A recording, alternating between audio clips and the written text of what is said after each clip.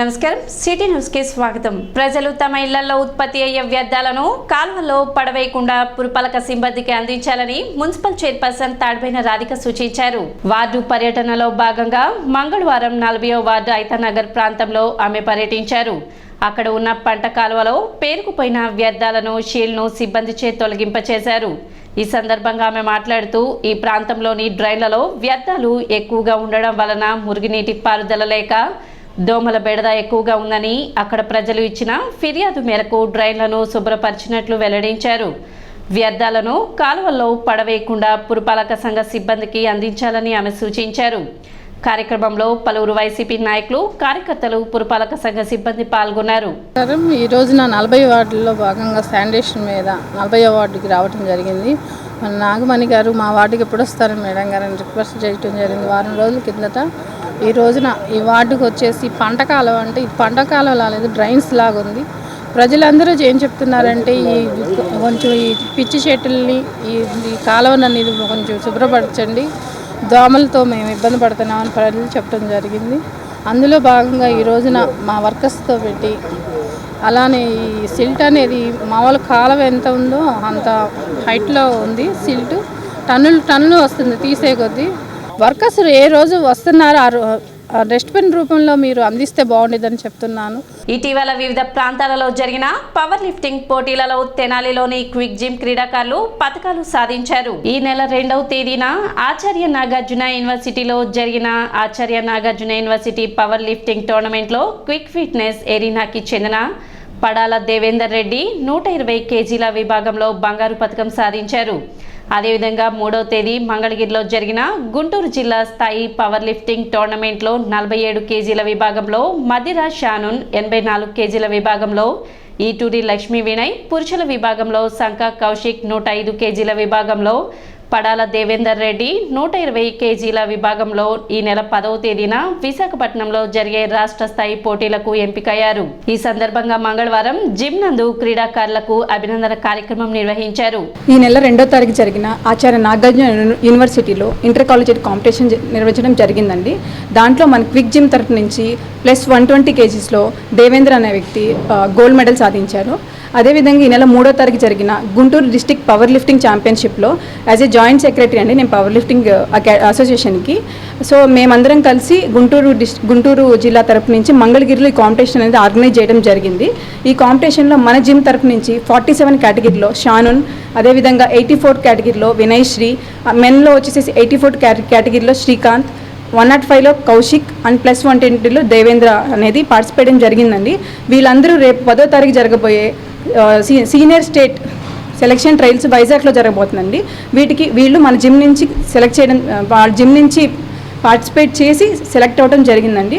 సీనియర్స్తో రేపు కనుక వైజాగ్లో జరిగే సీనియర్ స్టేట్ కాంపిటీషన్లో కనుక వీళ్ళు కనుక ఇదైతే నెక్స్ట్ జరిగే నేషనల్ కాంపిటీషన్ హైదరాబాద్లో జరగబోతుందండి. ఈ కాంపిటీషన్ నేషనల్లో కూడా మెడల్ తీయాలని నేను మనస్ఫూర్తిగా కోరుకుంటున్నాను. జిమ్ మేనేజ్మెంట్ కొమ్మినేని భార్గవ్ కుమార్ మరియు కోచ్ ఘట్టంనేని సాయి రేవతి, పూసపాటి శివరామ కిరణ్ రాజు క్రీడాకారులను అభినందించారు. జనవరి 19 దాకా జరిగిన south India power lifting competition Tenali JMJ కాలేజీలో జరిగింది. జేఎంజే కాలేజీలో జరిగిన దాంట్లో సబ్ జూనియర్ కేటగిరీలో 43 కేటగిరీలో ఎం షానున్ గోల్డ్ మెడల్ సాధించింది. అలాగే సీనియర్స్ విభాగంలో 84 కేజీ కేటగిరీలో ఈ వినయశ్రీ తను కూడా బ్రాంజ్ మెడల్ సాధించి మన తెనాలికి పేరు తీసుకొచ్చారు. అలాగే వీళ్ళ ఇద్దరు కూడా మన జిమ్లోనే ప్రాక్టీస్ చేయడం జరుగుతుంది. నాకు కోచింగ్ ఇస్తున్న సాయక్క అండ్ రాజన్నకు కూడా చాలా థ్యాంక్స్. అండ్ మా పేరెంట్స్ సపోర్టివ్గా ఉంటారు and all my fellow mates. నేను ఇక్కడ కోచింగ్ తీసుకుంటూ 1 ఇయర్ అయింది. 1 ఇయర్ నుంచి స్టేట్స్ అండ్ నేషనల్స్ కూడా ఆడాను. అయితే మొన్న జనవరిలో జరిగిన సౌత్ ఇండియాలో గోల్డ్ మెడల్ వచ్చింది. అండ్ మొన్న మంగళగిరిలో జరిగిన స్టేట్ ట్రయల్స్లో ఫస్ట్ ప్లేస్ వచ్చింది. సో 1 ఇయర్ నుంచి ఇక్కడ ట్రైనింగ్ చేస్తుంటే పేరెంట్స్ అండ్ అదేవిధంగా ఇక్కడ ఉన్న కోచ్ కానీ ట్రైనర్స్ అందరు కానీ చాలా సపోర్టివ్గా ఉన్నారు. I feel very proud to be train here. రాష్ట్ర ప్రయోజనాల దృష్ట్యా చేతులు కలిపిన చంద్రబాబు, పవన్ కళ్యాణ్ ఆదేశాలను గ్రామ స్థాయికి తీసుకువెళ్లబోతున్నామని టీడీపీ నాయకులు డాక్టర్ పెమ్మసాని చంద్రశేఖర్ అన్నారు. గుంటూరు పార్లమెంటు పరిధిలోని 7 నియోజకవర్గాల జనసేన పార్టీ సమన్వయకర్తలతో తెనాలిలో సమావేశం జరిగింది. నియోజకవర్గ టీడీపీ జనసేన కూటమి అభ్యర్థి నాదెండ్ల మనోహర్ ఆధ్వర్యంలో స్థానిక జనసేన పార్టీ కార్యాలయంలో సోమవారం జరిగిన ఈ సమావేశంలో టీడీపీ నాయకులు డాక్టర్ ప్రమసాని పాల్గొన్నారు. ఈ సందర్భంగా ఆయన మాట్లాడుతూ మండల గ్రామ స్థాయిలో ఉన్న టీడీపీ జనసేన కార్యకర్తలను నాయకులను ఒక తాటిపైకి తీసుకురావడంపై మాట్లాడామన్నారు. ఇరు పార్టీల నాయకులతో త్వరలోనే ఒక ప్రత్యేక సమావేశం ఏర్పాటు చేసి ఎన్నికల నిర్వహణ బాధ్యతలను అప్పగిస్తామని చెప్పారు. అనంతరం మనోహర్ మాట్లాడుతూ నియోజకవర్గంలోని మెరుగైన ఎన్నికల వాతావరణం ఏర్పరిచి ఇరు పార్టీలకు ఉపయోగపడేలా సంసిద్ధమవుతున్నామన్నారు. చంద్రబాబు పవన్ ఆదేశాలకు తగ్గట్టు ఓటు ట్రాన్స్ఫర్ జరిగేలా చేయడమే తమ ధ్యేయమని ఈ సందర్భంగా ఆయన తెలిపారు. ఈ కార్యక్రమంలో ఉమ్మడి గుంటూరు జిల్లా జనసేన పార్టీ జిల్లా అధ్యక్షుడు గాదే వెంకటేశ్వరరావు తదితరులు పాల్గొన్నారు. ఈరోజు ఇక్కడ తెలుగుదేశం పార్టీ జనసేన పార్టీ నియోజకవర్గ స్థాయి నేతలతోటి కూర్చొని మాట్లాడుకోవడం జరిగింది. ఎందుకంటే రెండు పార్టీలు కలయిక అనేది ఒక హిస్టారిక్. ఎక్కడికక్కడ గ్రామాల్లో వివిధ వర్గాలు ఉంటాయి. ఈ సమస్యలన్నింటినీ ఎప్పటి నుంచో ఉన్నాయి కాబట్టి ఈ సమస్యలన్నింటినీ ఏ విధంగా మనం కూర్చొని మనం మాట్లాడుకొని వాళ్ళకు ఉండేటువంటి భయాలను తొలగించి తెలుగుదేశం పార్టీ జనసేనకి ఇద్దరికీ క్రాస్ ఓటింగ్ అనేది 100% పడే విధంగా చేయటం గురించి ఈరోజు అందరం మేము సమావేశమయ్యాం. నెక్స్ట్ మండల స్థాయి నేతలతోటి గ్రామ స్థాయి నేతలతోటి కలిసి అదేవిధంగా తెలుగుదేశం పార్టీ నుంచి ఏ విధమైనటువంటి రీఅష్యూరెన్స్ వారికి ఇవ్వాలి, ఇద్దరిని ఒకే పార్టీ కార్యకర్తల్లాగా ఎలక్షన్ అయిపోయాక కష్టపడ్డ వాళ్ళకి న్యాయం జరిగే విధంగా ఎలా చేయాలి అనే దాంట్లో ఎక్కువ మాట్లాడటం జరిగింది. రాష్ట్ర వ్యాప్తంగా ఎంతో కష్టపడి రాష్ట్ర భవిష్యత్తు దృష్టిలో పెట్టుకుని ఇద్దరు పార్టీ అధినేతలు పవన్ కళ్యాణ్ గారు చంద్రబాబు నాయుడు గారు తీసుకున్న నిర్ణయం మేరకు గ్రామ స్థాయి నుంచి రాష్ట్ర స్థాయి వరకు కార్యకర్తలు నాయకులు అందరూ కలిసికట్టుగా ఎన్నికలు సిద్ధమనే ఒక ప్రయత్నంలో భాగంగా గుంటూరు పార్లమెంట్ అభ్యర్థిగా చంద్రశేఖర్ గారు పోటీ చేయబోతున్నారు. కాబట్టి జనసేన పార్టీ తరఫున 7 నియోజకవర్గాల్లో ఉన్న నాయకుల్ని పిలిపించి ఒక సమన్వయ కమిటీ కోసం రాబోయే రోజుల్లో ఎటువంటి కార్యక్రమాలు చేసుకోవాలి, చిన్న చిన్న గ్యాప్స్ ఎక్కడ ఉంటే అవి ఎట్లా పూడ్చాలనేది నాయకులందరూ కూడా మాట్లాడుకుని బాధ్యత తీసుకున్నారు. రాబోయే రోజుల్లో ప్రతి ఓటు కూడా మన పార్టీ అధినేతలు ఏ విధంగా కోరుకున్నారో, ఇది కేవలం వ్యక్తిగతంగా ఒకరికి అభిప్రాయం లేకపోతే ఒకరికి ఇబ్బంది కలిగే అంశం కాదు. మన పార్టీ ఆదేశాల మేరకు ప్రతి ఒక్కరం కూడా ప్రతి ఓటు మనం తెలుగుదేశం పార్టీకి జనసేన పార్టీకి ఆ ఓటు పడే విధంగా కృషి చేయాల్సిన అవసరం ఇరు పార్టీల నాయకులకి కార్యకర్తలకు ఉంది. కాబట్టి ఎక్కడ కూడా ఈ ప్రాసెస్లో ఎక్కడ లోపం లేకుండా కలిసికట్టుగా ఒక మంచి వాతావరణంలో ఇంకా మెరుగైన వాతావరణంలో ప్రజల్లోకి తీసుకెళ్లాలనే అభిప్రాయంతో ఈరోజు మీ అందరం కూడా చక్కటి సమావేశం ఏర్పాటు చేసుకున్నాం. గుంటూరు పార్లమెంటరీ నియోజకవర్గంలో ఉన్నటువంటి అన్ని నియోజకవర్గ సమన్వయకర్తలతో తెనాలి మా party PS chairman Nadendla Manohar గారి అధ్యక్షతన, అలానే గుంటూరు పార్లమెంట్ నుంచి తెలుగుదేశం అభ్యర్థిగా పోటీ చేయబోతున్నటువంటి చంద్రశేఖర్ గారి సమక్షంలో రేపు రాబోయే రోజుల్లో ఎలక్షన్కి ఏ రకంగా వెళ్ళాలి ఇరు పార్టీలు కలిసి అనే దాని మీద వాళ్ళ చర్చించుకోవడం జరిగింది. దీని ఫర్దర్గా కూడా మేము ఎట్లా ప్రతి గ్రామంలో కూడా ఇరు పార్టీలు సమన్వయంతో ఎలక్షన్ చేయటం, ఏ రకంగా ఎలక్షన్ చేసుకోవాలి అనే దాని గురించి ముఖ్యంగా ఇరు పెద్దలతో మాట్లాడడం జరిగింది. మా పార్టీ నుంచి మా సమన్వయకర్తలందరూ కూడా వచ్చారు. ఫర్దర్గా మళ్ళా తెలుగుదేశం వైపు నుంచి వాళ్ళ లీడర్సు, జనసేన పార్టీ నుంచి మా మండల స్థాయి లీడర్సు, గ్రామ స్థాయి లీడర్స్తో కలిపి ఒక మీటింగ్ ఏర్పాటు చేసుకుని వైసీపీ పార్టీ ఈ రోజున ఎట్లయితే వాలంటీర్లని నమ్ముకుని ఎలక్షన్కి వెళ్దాం అనుకుంటుందో వాటినన్నిటిని కూడా తిప్పికొట్టే విధంగా మా యొక్క కార్యకర్తలను కూడా మేము సంసిద్ధం చేసుకుని ఓటు కూడా ఇప్పటివరకు ఏంటంటే జనసేన పార్టీ అనేది సింబలు గాజు గ్లాస్ గుర్తు, తెలుగుదేశం పార్టీ సింబల్ సైకిల్ గుర్తుంది.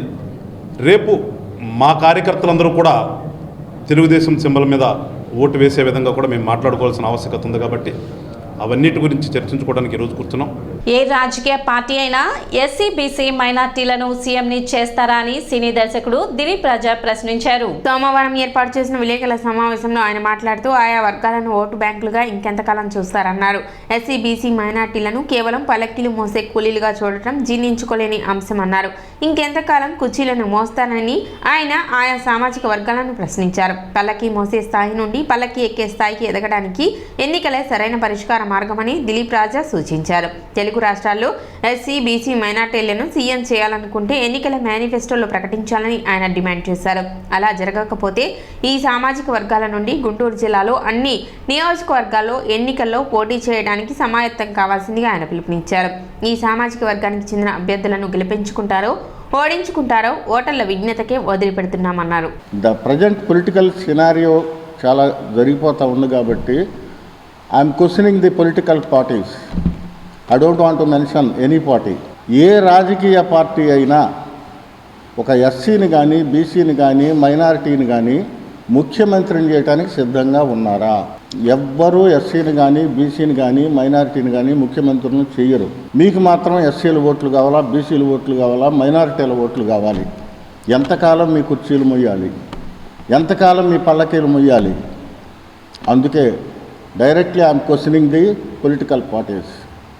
Could it be possible to announce the chief minister any ఎవరినైనా కానీ ఎస్సీ నుంచి కానీ ఒక దళిత ముఖ్యమంత్రిని చేస్తారా? ఒక బీసీని చేస్తారా? మైనారిటీని చేయగలరా? కులం అనేది లేదు, కులాలకు అతీతం రాజకీయాలు అని అనుకుంటే ఈ ఎస్సీలను కానీ, బీసీలను కానీ, మైనారిటీలను కానీ ఎవరినో ఒకరిని ముఖ్యమంత్రిని చేసే అవకాశం ఏమన్నా ఉందా అని నేను అడుగుతా ఉన్నా. గత ఎన్నికల్లో తెలంగాణలో కేసీఆర్ గారు నేను మాది టీఆర్ఎస్ అధికారంలోకి వస్తే దళితుడిని ముఖ్యమంత్రిని చేస్తాను అని స్లోగన్ పెట్టుకున్నారు. అధికారంలోకి వచ్చారు. తర్వాత ఆయన ఏ అధికారంతో దళితుడిని ముఖ్యమంత్రిని చేస్తానని చెప్పారో కేసీఆర్ గారు, దళితుడు సూదులు కూడా లేకుండా పోయాడు. అక్కడ దళితుడిని ముఖ్యమంత్రిని కూడా చేయలే. ఒక్క దళితుడు కానీ, ఒక మైనారిటీ కానీ, ఒక బీసీ కానీ ఎవరైనా ముఖ్యమంత్రి రాష్ట్రంలో ఉన్నారా? చేశారా? ఎందుకు చేయరు? కులం పునాదుల మీదే దేశం నడుస్తుంది. అబ్రహాం లింకన్ గారు democracy is the by the people for the people అంటే దాని నిర్వచనాన్ని పూర్తిగా మార్చేసి ఇప్పుడు democracy is for the cast by the caste అనే పద్ధతిగా మారిపోయింది. సో చాలా బాధపడుతున్నా. బీయింగ్ అన్ ఇండియన్, ఒక భారతీయుడిగా నేను చాలా బాధపడుతున్నా. రాజకీయాలకి, పదవులకి, పెద్ద పెద్ద అధికారాలకి ఎస్సీ, బీసీ, మైనారిటీలను దూరంగా ఉంచడం పద్ధతి కాదు. వీళ్ళని ఓటు బ్యాంకులుగా మార్చుకోవటం దీనికి పద్ధతి కాదు. ఒక పరిష్కారం ఆలోచించండి. రానున్న ఎన్నికలలో తప్పనిసరిగా క్లీన్ ఇమేజ్ ఎవరికైతే ఉందో ఆ క్లీన్ ఇమేజ్ ఉన్న మనుషుల్ని తీసుకొచ్చి ఎస్ఎల్ నుంచి, బీసీఎల్ నుంచి, మైనారిటీల నుంచి ఎన్నికల బరిలోకి దించుతాం. మేము గెలవకపోవచ్చు, కానీ మా శక్తి ఏదో మేము చూపిస్తాం. మా ఎస్సీ, బీసీ, మైనారిటీల్లో ఒక్కళ్ళని ముఖ్యమంత్రిగా చేయండి. దుగ్గిరాల కోల్డ్ స్టోరేజ్ యజమానిపై చర్యలు తీసుకోవాలని ఆంధ్రప్రదేశ్ రైతు సంఘం డిమాండ్ చేసింది. దుగ్గిరాల శుభం మహేశ్వరి కోల్డ్ స్టోరేజ్ యజమాని మోసపూరిత ఆలోచనతో ఇన్సూరెన్స్ కంపెనీకి డబ్బులు చెల్లించినందున పసుపు రైతులు 115 కోట్ల సంపదను కోల్పోయారని, ప్రభుత్వం యజమానిపై చర్యలు తీసుకోవాలని ఆంధ్రప్రదేశ్ రైతు సంఘం రాష్ట్ర అధ్యక్ష కార్యదర్శులు వి కృష్ణయ్య, కె ప్రభాకర్ రెడ్డి నాయకత్వాన సోమవారం తెనాలి సబ్ కలెక్టర్ ప్రకాష్ జైన్ కు వినతి పత్రం అందజేశారు. మార్కెట్ యార్డు యజమాని ప్రకటించిన లిస్టులో రైతుల సంఖ్య తేడా ఉందని, 30,000 బస్తాల తేడా ఎందుకు వచ్చిందో అర్థం కాక రైతులు గందరగోళ పడుతున్నారని నాయకులు తెలిపారు. ప్రభుత్వం స్పందించి ప్రస్తుత మార్కెట్ రేటు 13,000 రూపాయల ధరను ఇప్పించే విధంగా కృషి చేయాలని విజ్ఞప్తి చేశారు. 46 రోజుల క్రితం ఇక్కడ జరిగిన కోల్డ్ స్టోరేజ్లో జరిగినటువంటి ఎపిసోడ్ని ఇంతవరకు ప్రభుత్వం ఒక నిర్ణయానికి రాలేకపోయింది. రైతులకి, ఆవేదన పడుతున్న రైతులకి ఇంతవరకు దానికి ముగింపు తీసుకురాలేకపోయింది. ముఖ్యంగా ఇప్పుడు సబ్ కలెక్టర్ గారిని కలిసాం. వారు మాట్లాడిన దాన్ని బట్టి, మాకు అర్థమైన దాన్ని బట్టి రైతులు ఇచ్చిన లిస్టు కన్నా కోల్డ్ స్టోరేజ్ యజమాని 30,000 బస్తాల పైన అదనంగా ఇచ్చాడు. అట్లనే ఆయన ఇన్సూరెన్స్ సరైన పద్ధతిలో కట్టలా. ఆయన సరైన ఇన్సూరెన్స్ పద్ధతిలో కట్టనందువల్లనే ఈరోజు ఇన్సూరెన్స్ తక్కువ వస్తుంది. ఆయన వసూలు చేసిన దాని ప్రకారం అయితే 150 కోట్ల దాకా ఆ విధంగా ఇన్సూరెన్స్ వచ్చేది, రైతులకు ఆ విధంగా ఇబ్బంది లేకుండా ఉండేది. మూడోది, ఆ రిపోర్ట్స్ అన్నీ కూడా వీళ్ళని తొందరగా, ఇప్పటికే లేట్ అయిపోతుంది, ఎన్నికలు రాబోతున్నాయి, వీళ్ళని తొందరగా రిపోర్ట్ అంతా ఫైనలైజ్ చేసి రైతులకి సహాయం చేయమని ప్రభుత్వాన్ని, కలెక్టర్ గారిని అడుగుతున్నాం. కార్యక్రమంలో పసుపు రైతుల సంఘం రాష్ట్ర కన్వీనర్ జొన్న శివశంకర్రావు, రాష్ట్ర కమిటీ సభ్యులు ములకా శివసాంబిరెడ్డి, బాధిత రైతుల కమిటీ కన్వీనర్ వేములపల్లి వెంకటరామయ్య తదితరులు పాల్గొన్నారు. దుగ్గిరాల శుభం పసుపు కోల్డ్ స్టోరేజీ గోడౌన్లో జరిగినటువంటి ఈ ప్రమాదానికి సంబంధించి రైతులు చాలా తీవ్రంగా నష్టపోయారు. అయితే ప్రభుత్వం వైపు నుంచి కోల్డ్ స్టోరేజ్ యజమాని పైన కేసు నమోదు చేసి చర్య తీసుకోవాలని చెప్పేసి ఆంధ్రప్రదేశ్ రైతు సంఘం నుంచి కోరుతున్నాం.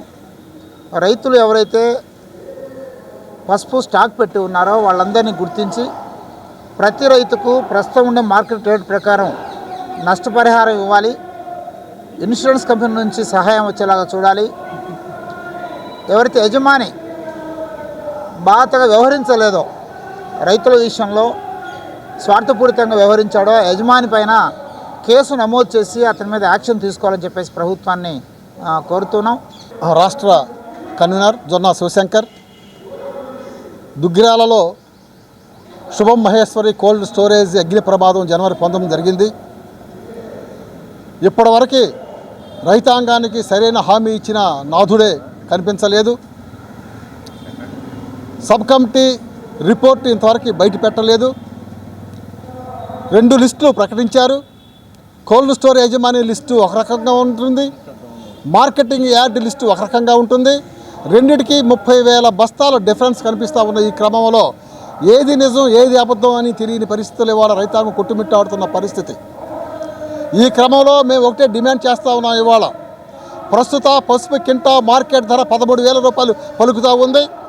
13,000 రూపాయలు మార్కెట్ ధర ప్రకారం కోల్డ్ స్టోర్ యజమాని ఇన్సూరెన్స్ దగ్గర నుంచి వస్తుందో, కోల్డ్ స్టోరేజ్ యజమాని నుంచి వస్తుందో, లేకపోతే ప్రభుత్వ సహాయ సహకారాలతో ఇస్తారో, మొత్తం 13,000 రూపాయలు మాకు ఇచ్చేదాకా మేము ఇప్పుడు నిరాహార దీక్ష దుగ్గిరాల్లో కొనసాగిస్తా ఉన్నాం.